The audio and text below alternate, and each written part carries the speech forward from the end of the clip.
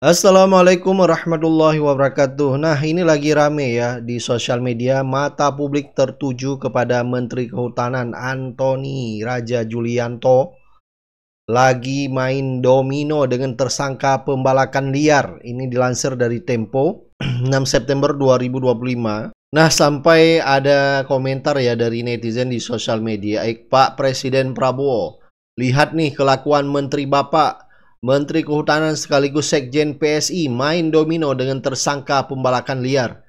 Menteri Kehutanan Raja Julianto bermain domino bersama Aziz Welang, tersangka pembalakan liar. Ini benar-benar cukup memalukan ya.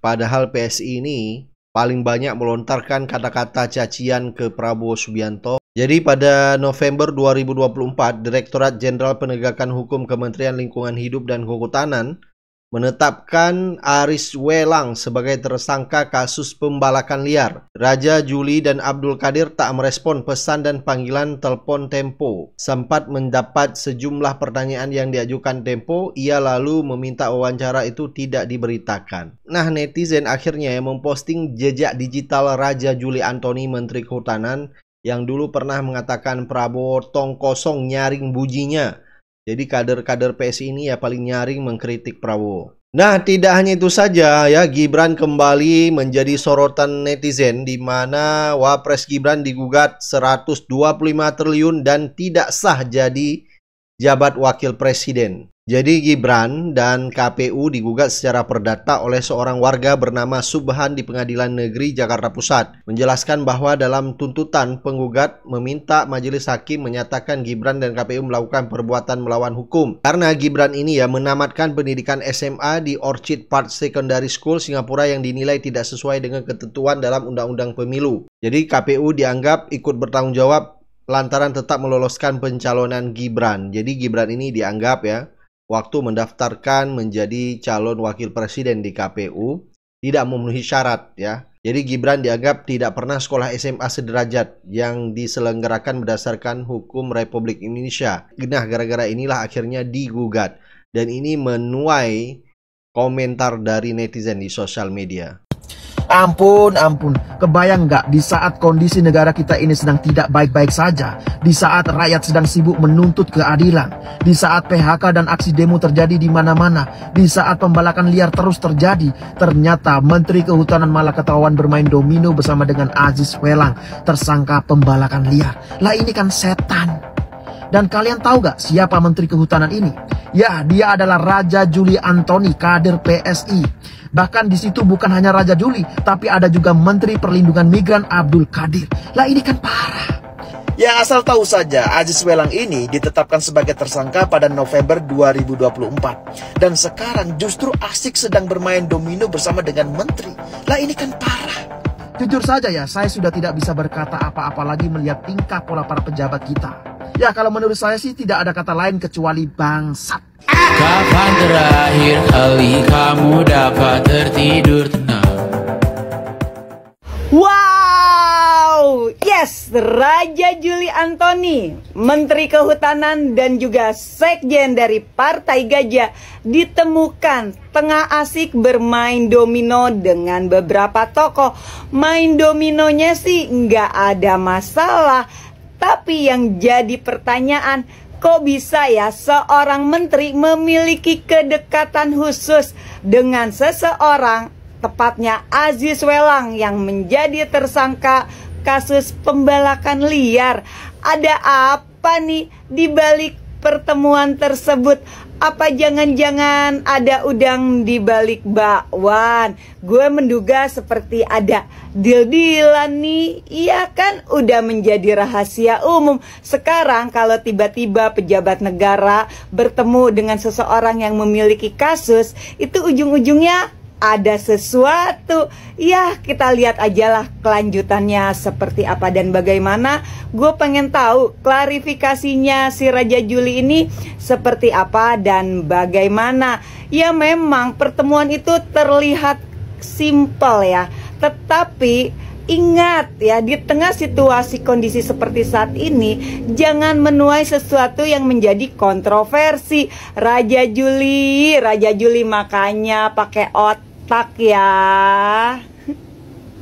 Syarat pendidikan presiden, wakil presiden sampai DPR cukup lulus SMA, digugat ke MK, diminta minimal sarjana.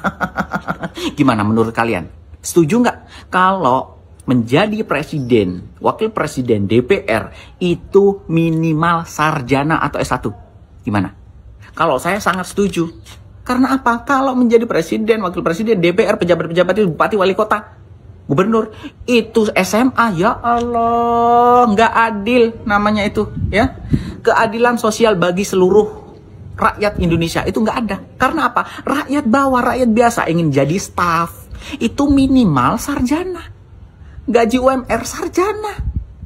Kerja-kerja kantoran BUMN, CPNS honorer, itu sarjana minimal. Lah ini jadi pejabat kok malah SMA. SMA mimpin sarjana, di mana logikanya? Nggak ada. Seharusnya menjadi pejabat yang paling tinggi, menjadi pemimpin itu ijazahnya harus di atas yang sarjana. Gitu, minimal sarjana lah. Kalau nggak bisa S2. Gimana Indonesia mau maju kalau pejabat-pejabatnya hanya lulusan SMA, tamatan SMA? Tidak merendahkan yang tamatan SMA. Setidaknya orang yang tamatan kuliah itu banyak pengetahuannya, terus banyak perjuangannya daripada yang SMA. Maksudnya perjuangan dalam bidang akademis, bukan dalam pekerjaan atau apa. Akademis gitu maksudnya. Gimana menurut kalian? Setuju nggak? Kalau Pak Subhan butuh data, saya banyak punya data. Dari dulu saya sudah cermati kelakuan si Fufafa ini. Orang ini harus dibongkar. Ada data juga dari beberapa orang yang mengaku dia bersekolah di SMA Santo Yosef. Jogja, Solo. Ya, 2 tahun. Kemudian kelas 2 pindah. Dipindah karena kalau diteruskan nggak lulus. Pindah ke SMK Kristen. Di Solo juga. 2 tahun lagi. Jadi SMA di Solo itu udah 4 tahun. Nah ini nggak mes nih data ini. Lucunya, ini paling lucu mas, paling Sri Mulat ini ya, tetap. Kementerian Pendidikan dan Kebudayaan, Dirjen Pendidikan Dasar dan Menengah, itu mengeluarkan surat penyetaraan, gitu ya, surat keterangan nomor 9149 garis miring D tahun 2019, 2019 suratnya, yang menyatakan Gibran telah menyelesaikan pendidikan grade 12 di UTS Insert Sydney Australia tahun 2006. Loh, jadi kenapa surat tahun 2019 dikeluarkan untuk mengesahkan yang tahun 2006. Gibran nggak salah. Dia mungkin pesannya ijazahnya asli, tapi dapatnya ijazahnya yang palsu. Ada sekarang namanya Sekber, Sekretariat Bersama, ya, untuk kemudian memadukan semua civil society, kekuatan-kekuatan sosial itu, dan kami juga menyatu ini sekarang. Tuntutannya jelas 2 + 1, gitu. Yang pertama adalah adili Jokowi. Sudah betul itu. Jadi kembali ke realnya. Ya, betul. Yang kedua, ya, makzulkan Fufafa atau makzulkan Gibran. Plus yang ketiga, copot Kapolri. Yang dicari itu ijazahnya Jokowi. Tapi yang ketemu ijazahnya Sahroni. Tapi setidaknya kalau itu ijazah asli. Gibran digugat karena tidak punya ijazah SMA. Disclaimer dulu, saya bukan pendukung Gibran dan sama sekali nggak menyukai Gibran menjadi wapres ya, karena prosesnya yang seperti itu. Tapi dalam hal ini saya berpendapat bahwa menggugat Gibran 125 triliun itu terlalu sembrono ya. Kenapa seperti itu? Aturannya kan lulusan SMA atau sederajat. Nah, kan tidak dijelaskan secara rinci kan, apakah SMA-nya harus dalam negeri gitu. Kalau ternyata ada sederajat SMA di luar negeri kan harusnya nggak masalah. Yang penting kan tingkat pendidikannya, seperti itu kan. Jadi saya berpendapat bahwa nggak masalah kalau lulusannya luar negeri dan itu ijazahnya asli gitu, nggak masalah Gibran gitu ya. Apa harus dalam negeri gitu? Kan enggak kan. Lagian juga kuliah pun nggak harus dalam negeri kan. Banyak orang-orang yang lulusan luar negeri juga di sini jadi orang-orang top gitu ya kan. Jadi saya harus tekankan lagi bahwa walaupun saya nggak suka Gibran, tapi bukan berarti segala hal tentang Gibran salah gitu. Nah, dan kalau saya menyukai sosok tertentu itu juga saya sukai ala kadarnya karena memang kualitasnya dan segala macamnya. Saya memang dari awal sudah berkomitmen menolak itu fanatisme ya, entah itu fanatik suka atau fanatik benci. Nah itu saya menolak itu. Jadi kita harus objektif sebagai warga negara ya, suka ala kadarnya, tidak suka ala kadarnya, dan semua harus ada alasannya gitu. Suka alasannya apa, tidak suka alasannya apa, seperti itu. Jangan karena kita tidak suka terus segalanya tentang orang itu salah, jangan seperti itu, oke? Kita harus objektif. Lalu apa PR kita ke depan? Waduh Mas, jangan beri PR lagi. Rakyat sudah mumet mikirin keadaan ekonomi. PR yang kemarin membuka 19 juta lapangan kerja belum terlaksana. Pajak juga naik. Menaikkan pajak Pak, itu beda. Buktinya pajak naik 12%. Untuk apa itu Mas? Kita berburu di dalam kebun binatang. Terus menaikkan pajak 12% itu uangnya untuk apa? Kita ingin memperluas kebun binatangnya. Binatangnya kita gemukkan.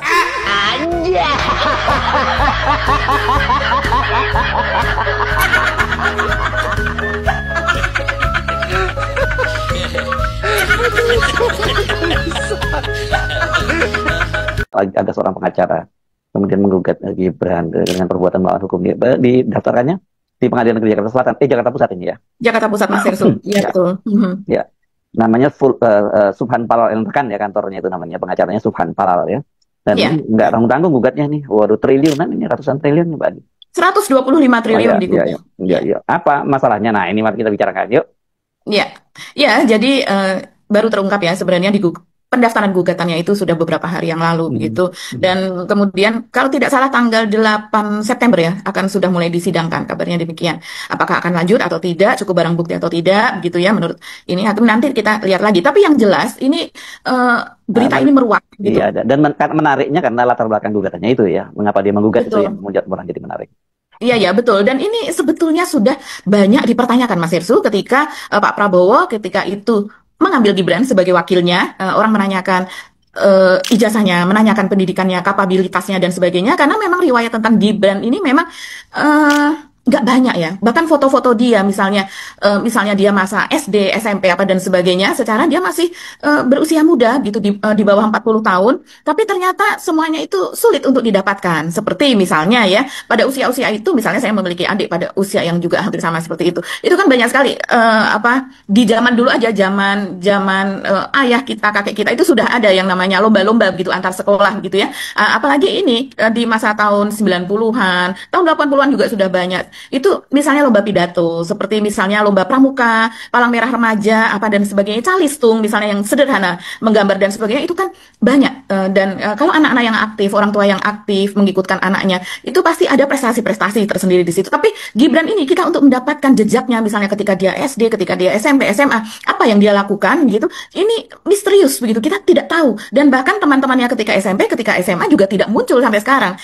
Ini hampir-hampir sama ya. Nggak bikin reuni kayak bapaknya gitu ya sama teman-teman SMA-nya atau SMP-nya? Sejauh ini tidak ya, karena memang tidak ada yang mungkin saja dia membuat reuni itu, pertemuan dan sebagainya, tapi memang tidak disorot karena kan juga tidak dipermasalahkan soal ijazahnya, beda dengan Pak Jokowi. Tapi ini masalah pendidikan juga. Coba kita yang digugat ini masalah pendidikan, coba kita lihat bagaimana alur ceritanya. Jadi ini sudah dikonfirmasi ya oleh Sunoto, juru bicara PN Jakarta Pusat, bahwa itu sudah terdaftar, dan dalam petitum gugatan Subhan, si penggugat ini dia adalah seorang pengacara, meminta majelis hakim menyatakan Gibran selaku tergugat 1 dan KPU selaku tergugat 2, yaitu di mana artinya kalau seandainya memang betul ijazah SMA Gibran, karena yang digugat ini ijazah SMA-nya Mas Hersu, seperti kita tahu bahwa syarat untuk menjadi pejabat istilahnya untuk menjadi RI 1, RI 2, DPR apa dan sebagainya kan bukan ijazah S1 sebetulnya, tapi ijazah SMA begitu, atau ijazah STM atau ijazah SMK, pokoknya yang setara. Nah, itu yang digugat adalah Gibran, dan KPU selaku tergugat 2 dan dipandang sudah melakukan PBH, yaitu perbuatan melawan hukum, yaitu Gibran dinyatakan tidak sah menurut menggugat, seharusnya dinyatakan tidak sah menjadi wakil presiden periode 2004-2009 begitu. Ini hampir sama ya dengan pernyataan netizen dulu, terutama Dr. Tifa yang ketika itu selalu mengungkap soal ini, tapi memang tidak banyak mendapatkan tanggapan. Nah, apa yang dikatakan kata Sunoto, permintaan dari penggugat, yaitu menghukum para tergugat secara tanggung-renteng membayar kerugian material dan imaterial kepada penggugat dan seluruh warga negara Indonesia sebesar 125 triliun dan disetorkan ke kas negara kalau seandainya memang itu terbukti. Nah, dia minta supaya putusan ini dapat dilaksanakan terlebih dahulu meski ada upaya hukum banding. Jadi kalau seandainya memang ada vonis di tingkat pertama, walaupun melakukan banding diminta untuk dieksekusi. Meskipun ada upaya hukum banding kasasi dari para tergugat. Nah, menghukum para tergugat secara tanggung renteng dan sebagainya itu, dan kemudian yang lainnya adalah, ini menarik, menghukum para tergugat secara tanggung renteng untuk membayar uang paksa sebesar 100 juta setiap hari atas keterlambatannya dalam melaksanakan putusan pengadilan ini. Jadi ini memang sudah resmi ya, sudah resmi terdaftar. Coba kita lihat Mas Hersu, bagaimana sih backgroundnya dari penggugat ini? Ini saya membaca dari Tirto ya, yaitu digugat oleh seorang pengacara bernama Subhan tadi dengan nomor perkara bla bla di Pengadilan Negeri Jakarta Pusat. Kemudian dia memiliki firma hukum seperti disebutkan Mas Hersu, yaitu Subhan Palal dan rekan. Dan kemudian, oh ya, dia mendaftarkan pada tanggal 29 Agustus, berarti hari Jumat yang lalu ya. Dia mengatakan bahwa Gibran ini memang tidak layak menjadi presiden, tidak layak menjadi wakil presiden karena latar belakangnya tidak bersekolah di SMA di Indonesia. Hal itu mungkin kalau mempertanyakan kenapa memang harus sekolah di Indonesia, dia mengatakan bahwa Gibran ini menghabiskan masa SMA-nya itu di Orchid Park Secondary School di Singapura ya, yang menurut Subhan syarat menjadi cawapres tidak terpenuhi. Gibran tidak pernah sekolah SMA sederajat yang diselenggarakan berdasarkan hukum RI. Nah, ini nanti yang mungkin akan dipertanyakan maksudnya sederajat itu seperti apa, apakah tidak sederajat sekolah yang ada di SMA itu dengan yang ada di Indonesia, nanti kita bahas juga. Nah, dia tidak menjabarkan juga konsekuensi hukum atas gugatan tersebut kepada Gibran. Ya. Dan yang seterusnya bla bla begitulah ya. Tapi yang jelas ini Mas Hersu seperti melanjutkan hal-hal pertanyaan yang muncul ketika Gibran pada saat mencalonkan diri sebagai cawapres pada saat Pilpres yang lalu. Jadi sepertinya sudah tenggelam ya dengan gugatan ini, maka semuanya menjadi muncul lagi. Iya. Jadi menarik memang kalau tadi disebutkan bahwa sekolahnya tadi secondary school ya, apa secondary schoolnya apa levelnya ya? Itu SMP ya harusnya atau apa ini Pak? Jadi ya kalau saya melihat ya, saya sempat googling di British School yang ada di Jakarta, begitu British School Jakarta. Dalam lamannya dia menjelaskan bahwa memang berbeda-beda kalau di luar negeri itu Mas Hersu, tipe-tipe sekolah untuk kalau yang SD itu kan primary ya, SD primary. Terus kemudian secondary school itu ada lower school, ada upper school, gitu. Ada yang membuat tahapan seperti itu gitu. Jadi kalau Dr. Rifa mengatakan sudah jelas secondary school itu adalah SMP. Padahal dia sudah lulus SMP di sini, buat apa dia SMP lagi di sana? Nah, kita tidak tahu. Mungkin nanti kalau seandainya ini memang betul akan ada persidangan, mungkin Gibran dapat menjelaskan apakah dia di sana mendaftarkan bukan untuk lower school tapi untuk upper school. Karena kalau menurut laman di British School Jakarta itu untuk secondary school itu mulai kelas 7. Kelas 7 artinya kalau di sini 1 SMP ya Mas Hersu. Nah, kelas 7 ini sampai dengan selesai. Jadi kata secondary itu adalah tahapan di mana si anak ini lulus SD dan sebelum dia kuliah gitu. Jadi kalau di sini adalah SMP dan SMA. SMP dan SMA gitu. Iya, dan itu biasanya bisa dilalui selama 4 tahun sampai 6 tahun tergantung kemampuan si anak tadi, yaitu apakah dia tekun, kemudian dia rajin, dia cerdas dan sebagainya, bisa 4 tahun. Kalau tidak ya bisa 6 tahun begitu. Memang sistemnya kan berbeda dari di Indonesia. Dan di luar negeri pun sebenarnya juga banyak yang nggak memakai secondary school, banyak yang memakainya yang SMP begitu ya, dan junior kemudian high school, high school gitu ya. Ya, junior high school dan senior high school gitu ya biasanya. Iya, betul. Iya. Tapi ini memang jadi makanya pertanyaan saya, apa persoalannya kalau kemudian dia tidak sekolah di Indonesia? Tapi kalau kemudian penjelasannya karena agak meragukan status SMA-nya, menurut saya itu oke gitu ya. Tapi bagaimana sih sebenarnya? Ini kan banyak yang tadi ada cerita, kan Dr. Tifa juga udah mempersoalkan jauh-jauh hari soal ini gitu. Yeah. Dan kemudian juga orang bertanya-tanya, sebenarnya dia waktu di Australia ngapain sih, itu kuliah atau cuman apa kan gitu, orang juga menyebutkannya kan memang sejak awal banyak diragukan kan, banyak yang meragukan, bukan banyak diragukan, banyak yang meragukan dan banyak versi begitu ya. Karena kalau di riwayat-riwayat Gibran begitu biasanya di biodata dan saya melihat di berbagai laman itu memang soal dia sekolah di SMA tidak disebutkan. SMA di dalam negeri ya, SMA di Solo itu tidak disebutkan. Tapi ada netizen yang ketika itu bersaksi bahwa kakaknya itu adalah teman Gibran di salah satu SMA di Solo. Dan kemudian juga dia ada yang bersaksi lainnya lagi bahwa saya pernah sekelas dengan Gibran dan menceritakan soal bagaimana prestasi Gibran gitu di kelas gitu, dia mengetahui. Dan nanti kita akan lihat. Tapi coba kita melihat ya Mas Hersu, jadi kalau seandainya itu tadi yang di SMA di daerah di Solo itu dihitung ada 2 SMA, dan kemudian di luar negeri itu dia ada di Orchid Park Secondary School, terus kemudian dia juga pindah ke UTS kan ya Mas Hersu, masih ingat ya, UTS Insert, yaitu semacam kursus persiapan untuk memasuki University Technology of Sydney itu sendiri, kan ini namanya UTS Insert gitu. Jadi semacam sekolah persiapan gitu. Walaupun sudah lulus SMA tapi pasti ada sekolah persiapan. Tapi kalau tidak salah saya ingat ya, justru yang dibuat kesetaraannya dengan SMA itu justru yang ijazah dari UTS itu. Makanya itu yang membingungkan. Coba kalau seandainya saya salah tolong diralat ya, ataukah ada kesetaraan lain yang dikeluarkan oleh Kemendikbud begitu dengan yang Orchid Park. Nah, kita masih belum tahu. Kalau seingat saya justru yang UTS itu yang yang diterima, yang dilegalisasi begitu, yang dianggap setara. Dan kemudian coba ya kita lihat saja ini beritanya. Saya ngambil berita-berita pada tahun 2024, Mas Eksu masih ingat, karena pada tahun itu sedang rame-ramenya Fufafa. Jadi dan kemudian ini dikaitkan dengan Gibran, ini semuanya dikulik begitu ya, dikulik SD-nya di mana. Ada juga yang ada sebetulnya postingan, kalau saya cari saya pasti dapati, itu yang mengaku pernah sekelas juga sama Gibran gitu, dan menceritakan bagaimana Gibran kesulitan untuk berhitung begitu.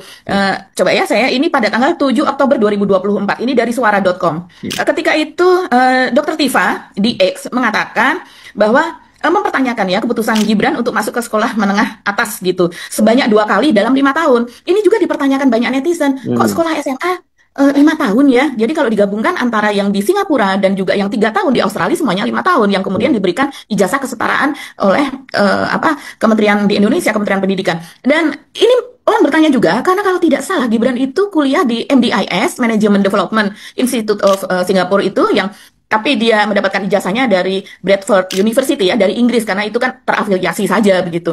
Bradford tidak membangun universitas gedung sendiri, tapi kemudian semacam kelas jauh lah, semacam itu. Nah, itu ijazah yang aslinya sebenarnya Bradford University. Nah, ketika itu dipertanyakan, kuliahnya saja 3 tahun, tapi kok SMA-nya 5 tahun, ada apa begitu. Belum lagi kalau ditambahkan dengan SMA di Solo gitu yang sempat berjalan. Coba kita lihat Dr. Tifa ketika itu mempertanyakan itu. Setelah lulus kemudian mendaftar ke UTS Insert, program persiapan, bla bla bla bla. Tapi dalam data yang diunggah gitu ya, Gibran hanya sekolah di sekolah menengah Orchid Park 2 tahun, kemudian bersekolah di UTS selama 3 tahun, betul seperti yang kita bicarakan tadi. Kemudian mengenyam pendidikan ya selama 5 tahun. Ini teman-teman bisa mencari ya di akunnya Dr. Tifa sendiri ketika itu tahun 2024, sekitar bulan Oktober, November, Desember dia gencar sekali. Tapi memang banyak yang tidak menanggapi ini. Dan kemudian jelas ada missing link, missing data di sini, data yang tidak sinkron, pasti ada sesuatu yang disembunyikan. Yang disembunyikan adalah fakta bahwa Fufafa pernah SMA di Solo. Ini disebutnya Fufafa ya, mungkin karena Roy Suryo mengatakan 99,9% Gibran adalah Fufafa adalah Gibran. Ya, pernah SMA di Solo, SMA Santo Yosef selama 2 tahun dari 2002-2004 kata Dr. Tifa. Kemudian nggak dilanjut, ngilang. Entah ngilangnya karena ini Dr. Tifa mengutip apa yang dikatakan oleh Pak Taufik Bahaudin. Ini akademisi atau dosen dari UI ya. Ini memang lewat akunnya UI Watch saya juga suka melihat keras betul Pak Taufik Bahaudin. Tapi kita tidak akan menyebutkan kata itu, dugaan itu. Ngilangnya karena seperti yang diduga oleh Taufik Bahaudin, atau SMA tidak naik kelas karena bingung. Maka diberitakan pindah ke Singapura saja biar terlihat mewah berkelas begitu. Dan kemudian itu sebetulnya dibagikan cukup banyak ya cuitan Dr. Tifa itu. Dan coba kita lihat tanggapan netizen. Pendidikan Fufafa juga tidak jelas, sepaket dengan Mulyono. Takut banget masa Wapres kita rekam jejak sekolahnya aja, nggak pasti begitu. Pendidikan SMA-nya lebih lama dari S1-nya, ya benar. Kalau selama itu sekolah di Singapura minimal bahasa Inggrisnya lancar lah. Ya kita tahu ketika itu ada rekaman juga dia